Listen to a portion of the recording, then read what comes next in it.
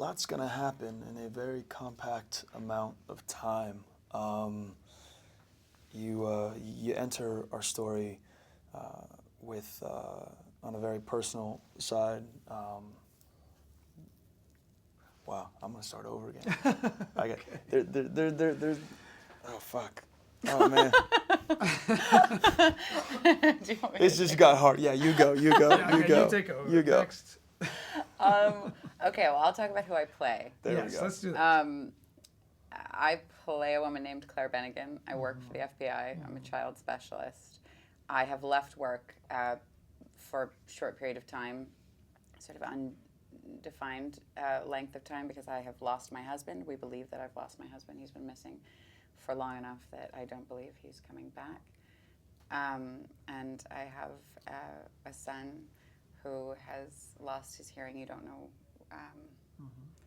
why at the beginning of the show, but he's sort of, we're incredibly close, and I'm very focused on being a mother. And but I love my job, and I get pulled back to my job because of a case that involves a child. And so my boss calls me, and also I think I feel I'm very drawn to it. And then quite quickly it becomes very personal. It involves it involves more than one child and my child.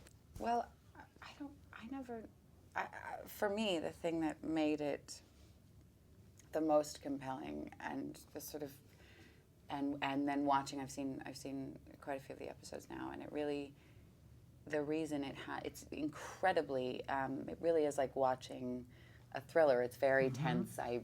Watching it, I really found myself kind of pacing and holding the edge of my chair. But I also, I think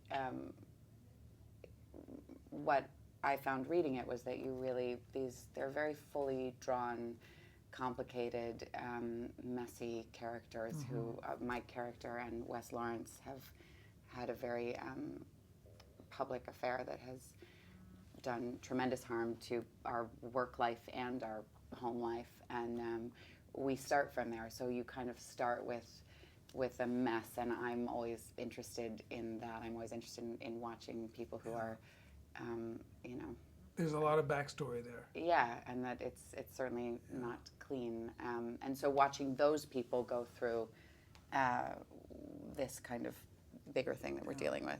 Yeah, he's a bit of a mystery. I mean, he kind of enters as a John Doe, not knowing who he is, not knowing where he's going, but having this kind of pull where he's drawn to these places that put him near destruction, kind of a path of destruction.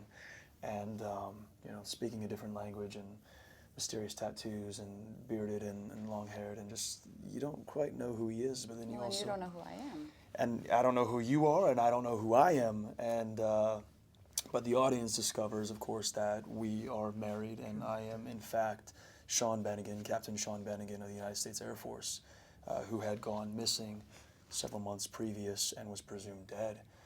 So now, why is he back, looking very different than how he was before, speaking a different language, going to different places? I mean, the mystery of who he is, on a personal level, as well as on a national security level, what has happened in the time that he's been gone to where he resurfaces, and how is he connected to everything that's happening around a specific case that involves her as an FBI agent in her specialty with children.